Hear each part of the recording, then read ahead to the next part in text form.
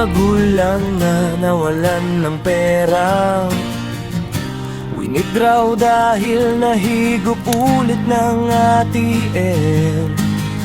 Sa loob lang ng ilang segundo, isang netizen ang nagbahagi ng masakit at nakaka-stress na karanasan niya isang gabi. Nag-withdraw siya ng pera sa ATM habang buhat ang anak niyang si Draven.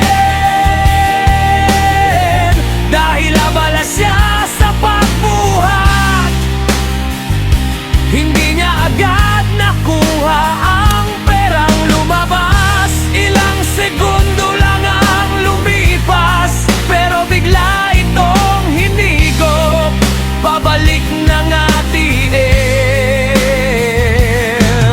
Nalamig siya sa kaba, hindi niya alam agad ang gagawin. Agad niyang nilapitan ng guard at cashier ng bangko, pero dahil gabi na at uwian na, pinabalik na lang siya kinabukasan. Pag-uwi niya, naghanap siya ng sapat online, at doon niya nalaman na marami na palang naka-experience ng ganito. Ayon sa mga nabasa niya, na ibabalik naman ang pera, pero abutin daw ng 1 hanggang 2 linggo ang proseso. Mas masakit para sa kanya dahil emergency sana ang pera ngayon. Doon niya napagtanto na kahit gaano tayo kaingat, may mga pagkakataong isang saglit na pagka-distract lang ay pwedeng magdulot ng malaking problema.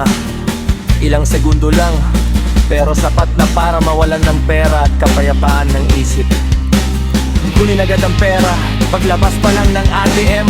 Huwag maghintay kahit ilang segundo, dahil may safety feature ang machine na hinihigop. Pabalik ang cash kapag hindi agad nakuha. Kung may kasamang bata o pipit, siguraduhin maayos muna ang hawak bago mag-withdraw. Bumili ng atin, oh my God, CCTV at maliwanag ang paligid. At kung mangyari man ito, huwag magpanik, i-report agad at sundin ang tamang proseso ng bangko. Minsan ng ilang segundong pagiging alerto ay makakaiwas sa mabit